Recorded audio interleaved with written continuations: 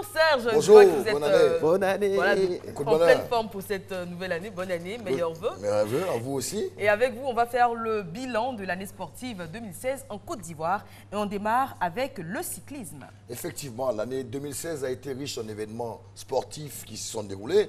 En Côte d'Ivoire, on démarre avec le cyclisme. Eh bien, comme chaque année, au mois d'août, bien entendu, il y a eu le Tour cycliste de Côte d'Ivoire. Ce Tour cycliste permet à plusieurs athlètes venus de plusieurs pays différents de venir compétir en Côte d'Ivoire et passer en revue les régions de Côte d'Ivoire. Alors 2016, Tour cycliste de Côte d'Ivoire avec au moins une cinquantaine de participants.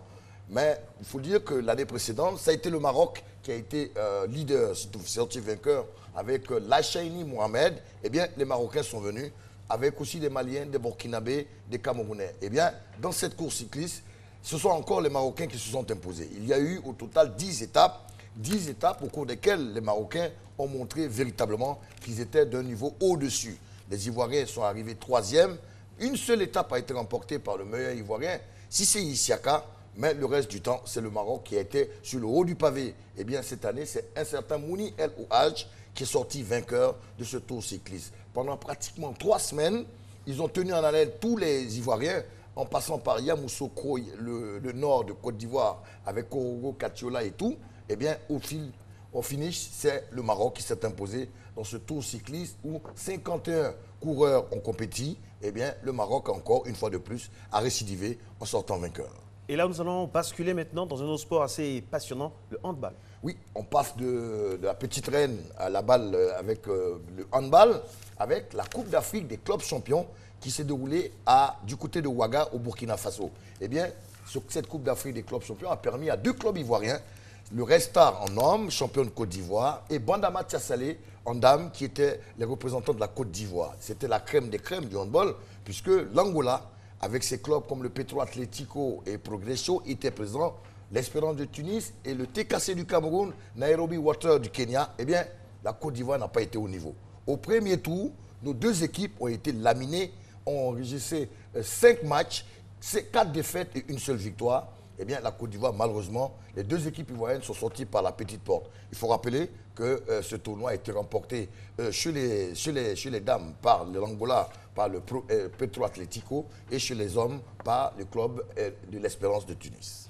On va sortir de la Côte d'Ivoire, sortir même de l'Afrique, puisqu'on se rend à Rio pour les JO 2016. Parler de sport en Côte d'Ivoire 2016 sans parler de Rio de Janeiro serait un crime de lèse-majesté. Pourquoi? Vous savez très bien que la Côte d'Ivoire est rentrée dans le panthéon des grandes nations avec la médaille d'or obtenue par Cissé Salah, avec la médaille d'or en taekwondo et aussi la médaille de bronze par Gbagui. Oui, tous les Ivoiriens ont vécu cette grosse expérience. C'était du 5 au 21 août dernier, du côté de Rio de Janeiro, où, bien entendu, Cissé Salah, pour la première fois de l'histoire, dans un combat de taekwondo dans la catégorie des moins de 80 kilos, a permis à la Côte d'Ivoire de rentrer dans l'histoire. Et oui, face à son compagnon, son adversaire britannique, dans les dernières secondes, grâce à un coup de pied ravageur, il a permis à la Côte d'Ivoire de rentrer dans l'histoire et obtenir sa première médaille d'or. En tout cas, les Ivoiriens ont vibré ce 20 août 2016. Eh bien, Cissé Salah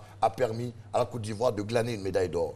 Gbagui, pour la gente féminine ivoirienne, n'a pas été en reste, puisqu'elle a permis aussi à la Côte d'Ivoire d'obtenir la première médaille de bronze dans les Olympiades. En tout cas, ça a été un événement majeur, fêté avec tout le faste possible, puisqu'ils ont été reçus en Côte d'Ivoire avec les honneurs de la nation, sans oublier les cadeaux et les récompenses donnés par le chef de l'État, son Excellence Alassane Ouattara. On parle de 60 millions et une villa, ça ne court pas les rues, et c'était vraiment à la dimension des efforts réalisés par ces 2 athlètes. Alors, parlons de cadeaux, de récompenses. On espère en tout cas que ces derniers en auront. Ces derniers, il s'agit tout simplement des éléphants de Côte d'Ivoire qui, vous le savez, dans quelques jours seulement, participeront à la CAN 2017, à l'instar de plusieurs de leurs homologues de l'Afrique tout entière. Effectivement, les éliminatoires de la CAN 2017 ont débuté depuis plusieurs mois, pendant pratiquement 8 mois, bien entendu. 52 nations africaines ont compéti pour obtenir le sésame d'être à la grande messe du football africain qui démarre dans 13 jours. Je veux parler de la CAN 2017, la Coupe d'Afrique, qui aura comme théâtre des opérations le Gabon. Oui, 52 nations ont compéti et au bout duquel 16 a obtenu le sésame. Le pays hôte, bien entendu, le Gabon, mais 15 autres ont compéti et la Côte d'Ivoire s'est bien entendu qualifiée avec cette victoire magistrale à Bouaké sur le Mali, 3-1.